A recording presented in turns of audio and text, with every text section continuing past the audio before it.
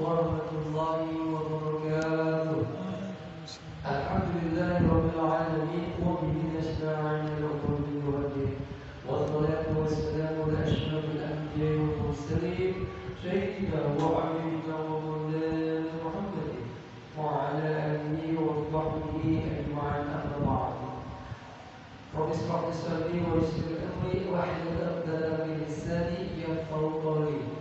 Rabbi zidna ilman warzuqna fahma bi rahmatika ya arhamar rahimin.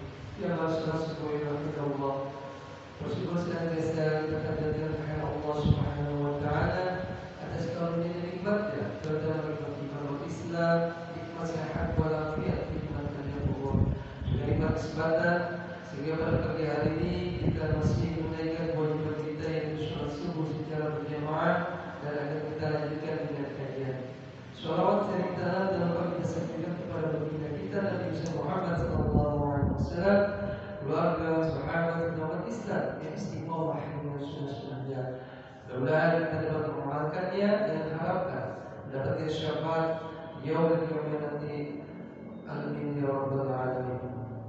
Namun sunnah-sunnah yang Allah, kita akan lanjutkan kajian fikih iktidal dalam salat bagian yang kedua, di mana kemarin kita sudah bahas di bagian yang pertama, yaitu kita ulangi wajib tumainah dalam iktidal hingga punggungnya lurus, kemudian mengangkat tangan ketika bangun dari ruku, kemudian membaca tasbih ketika bangun dari ruku, dan keempat yaitu lafaz takbir.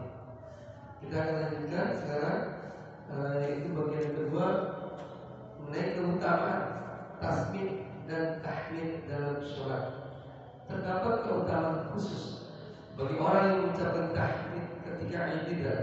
Sebagaimana dalam hadis Abu Hurairah radhiyallahu anhu, beliau mengatakan Rasulullah sallallahu alaihi wasallam, jika imam mengucapkan sami'allahu liman hamidah, maka ucapkanlah Rabbana walakal hamd. Dan siapa yang mengucapkan hal tersebut bersesuaian dengan ucapan malaikat, maka akan diampuni dosa-dosanya telah lalu. Di dalam hadis Al-Khattabi rahimahullah, hadis ini adalah dalil bahwa malaikat mengucapkan ucapan tersebut bersamaan dengan ucapan orang yang sholat, dan mereka memintakan ampun serta hadir di sana untuk berdoa dan berzikir. Maksud dari persesuaian ini dengan ucapan malaikat adalah tahmid diucapkan setelah imam mengucapkan tasbih. Ahli Al-Quran menjelaskan barang siapa yang mengucapkan tersebut Rabbana lakal hamdu diucapkan setelah imam mengucapkan sami'allahu liman hamidah bersesuaian dengan ucapan malaikat dari sisi waktu pengucapannya, maka akan diampuni dosa-dosa yang telah lalu, yaitu dosa-dosa kecil. Oleh karena itu, di dalam pembahasan pada pagi hari ini pentingnya kita untuk menjalankan atau menyesuaikan dengan apa yang dianjurkan baginda Rasulullah SAW, terutama di dalam pelaksanaan ibadah sholat. Dan dalam hal ini yaitu gerakan ketika melakukan i'tidal. Selanjutnya kita akan bahas mengenai satu lagi, kita sambung, yaitu tata cara sujud dalam sholat. Tata cara sujud dalam sholat ini ada 7 kajian atau pembahasan. Yang pertama, sujud adalah salah satu rukun salat. Allah Subhanahu wa taala berfirman di dalam surat Al-Hajj ayat 27, hai orang-orang yang beriman, rukuklah kamu, sujudlah kamu, sembahlah Tuhanmu dan berbuatlah kebajikan supaya kamu mendapat kemenangan. Al-Tabari dalam tafsirnya menyebutkan rukuklah kepada Allah dan dalam sholat kalian, dan sujudlah dalam sholat kalian. Dalam ayat ini rukuk dan sujud mewakili penyebutan sholat, menunjukkan rukuk dan sujud adalah bagian yang tidak bisa terpisahkan dari sholat. Kemudian dalam hadis kita adalah surat Al-Musyrik dan surat dari Abu Hurairah radhiyallahu anhu, kemudian sujudlah sampai tumanina, kemudian baru sujud dengan tumanina, kemudian sujud tumanina. Dan ijma para ulama bahwa sujud adalah rukun sholat. Tidak sah sholat tidak sujud ditinggalkan. Imam An-Nawawi mengatakan sujud hukumnya wajib berdasarkan atas Al-Quran, Sunnah, dan Ijma. Dan dalam setiap rakaat wajib ada 2 kali sujud, sebagaimana dalam hadis Abu Hurairah di atas. Lalu bagaimana dengan cara turun sujud? Kemarin kita sudah bahas. Yang pertama, kedua lutut dahulu, baru kedua tangan. Ini adalah pendapat jumhur ulama. Di antaranya Syafi'iyah, Hanafilah, dan Hanafiyah. Sementara ini pendapat yang dikuatkan oleh Ibnu Qayyim rahimahullah. Pendapat kedua, kedua tangan dahulu, baru kedua lutut. Ini adalah pendapat ulama Malikiyah dan juga salah satu pendapat Imam Ahmad. Kita lanjutkan dengan dianjurkan memperbanyak doa ketika sujud. Setelah membaca zikir, sujud yang disebutkan di atas dianjurkan untuk memperbanyak doa ketika sujud. Rasulullah SAW bersabda, seorang hamba berada paling dekat dengan Rabbnya, yaitu ketika ia sedang bersujud, maka perbanyaklah berdoa ketika itu. Hadis riwayat Muslim. Lalu larangan membaca Al-Quran ketika sujud. Di antara larangan yang diperlukan diperhatikan ketika sujud adalah larangan membaca ayat Al-Quran ketika sedang sujud. Sebagaimana hadis dari Ibnu Abbas radhiyallahu anhu, beliau berkata, aku dilarang untuk membaca Al-Quran ketika ruku dan sujud. Adapun ruku, maka itu waktunya mengagungkan Allah Azza wa Jalla, sedangkan sujud maka itu waktunya untuk bersungguh-sungguh berdoa agar dijawab oleh Allah. Adapun membaca doa saat ruku tidak mengapa. Bukhari membawakan doa, Subhanallah rabbana wa bihamdika Allahumma ighfirli, maha suci Engau ya Allah, wahai Rabb kami dan aku memujimu ya Allah, ampunilah dosa-dosaku. Hadis riwayat Bukhari, Muslim. Bukhari memasukkan hadis tersebut dalam ba'du doa fi ruku', bab doa dalam ruku'. Al-Hafiz Ibnu Hajar memberikan pendapat terhadap bab yang dikhususkan oleh Imam Bukhari. Ada yang mengatakan hikmah mengkhususkan ruku' dengan menyebut kata doa tanpa menyebut kata tasbih. Padahal hadisnya hanya satu, bahwa Bukhari bermaksud untuk memberi isyarat bantahan terhadap orang yang menganggap berdoa ketika ruku' adalah makruh, seperti Imam Malik rahimahullah. Sedangkan mengenai tasbih tidak ada perbedaan pendapat mengenainya.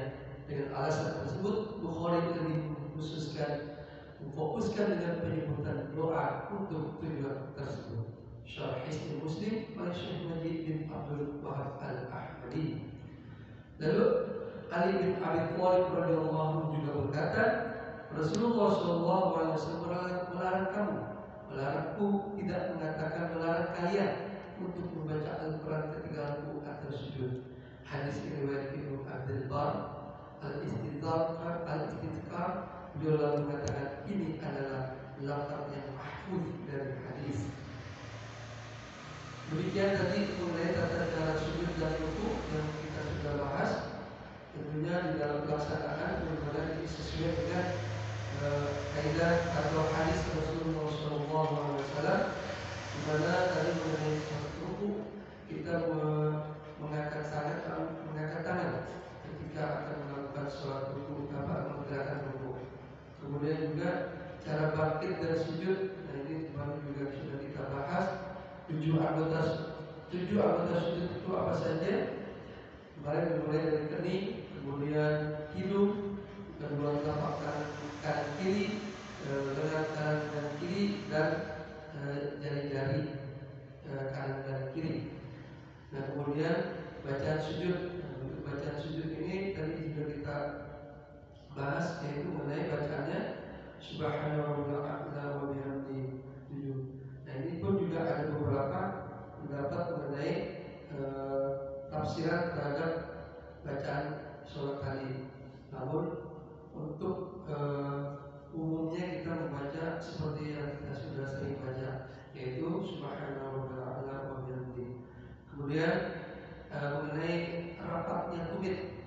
Nah, ini kemarin sudah dibahas. Jadi kalau menjadi rangkaian yang tadi kita bahas juga, itu dirapatkan tumitnya keduanya sesuai dengan hadis Aisyah radhiyallahu anha. Suatu malam aku kehilangan Rasulullah SAW, padahal sebelumnya beliau bersamaku di tempat tidur. Kemudian aku mendapatkan beliau sedang sujud dengan menembak wajibnya menghadapkan jari-jari kakinya ke kiblat.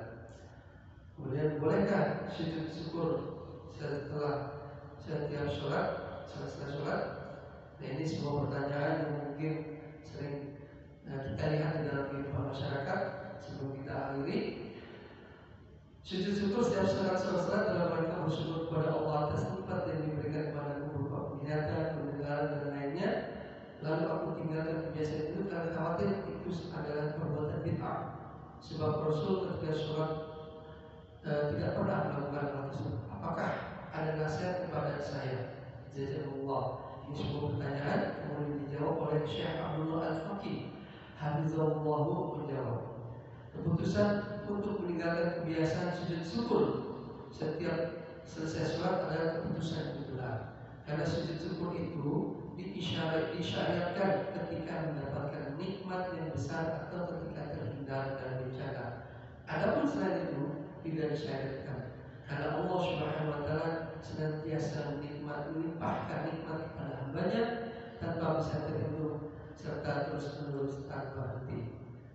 Kitab di dalam An-Nawawi dalam kitab Al-Majmu' yang merupakan kitab fikih mazhab Syafi'i, beliau berkata, Imam Syafi'i dan murid beliau berkata, sujud syukur hukumnya sunnah dilakukan ketika mendapatkan nikmat yang besar atau terhindar dari musibah yang besar, baik nikmat dan bencana yang khusus bagi seseorang maupun yang dialami kaum muslimin pada umumnya. Namun tidak disyariatkan sujud syukur untuk nikmat yang terus-menerus, karena nikmat dari Allah itu tidak pernah putus.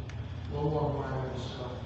Alhamdulillah, bahasan yang sedikit ini yang ringkas mudah-mudahan terus menambah pemahaman dan pengetahuan kita di dalam kehidupan kita sehari-hari, tentunya dalam melaksanakan ibadah salat. Mudah-mudahan ini sesuai dengan tuntunan baginda Nabi Muhammad SAW. Dengan dasar tadi sudah disebutkan ada beberapa ayat suci Al-Quran yang setiap dalam hadis-hadis itu dibuatkan oleh sebagian oleh Al-Quran. Mudah-mudahan kita dapat mengamalkannya dalam kehidupan kita sehari-hari, dan tentunya ini juga bermanfaat bagi saya pribadi dan jemaah sekalian yang mendengarkan. InsyaAllah kita senantiasa istiqomah untuk memberikan ilmu walaupun hanya sedikit, dan tentunya ini merupakan bagian kita secara istiqomah memberikan satu buah ayat dalam rangka meningkatkan ketakwaan kita kepada Allah Subhanahu wa taala dan mengikuti sunnah-sunnah Rasulullah SAW. Mohon maaf apabila ada sesuatu kalimat, kata ataupun hadis yang dibacakan maupun surat Al-Quran yang ini merupakan bagian dari kitab pembelajaran, dan tentunya saya pun juga masih terus belajar. Oleh karena itu ini menjadi bagian kita untuk saling memberikan dan mengoreksi. Wabillahi taufiq wal hidayah. Wassalamualaikum warahmatullahi wabarakatuh. Waalaikumsalam.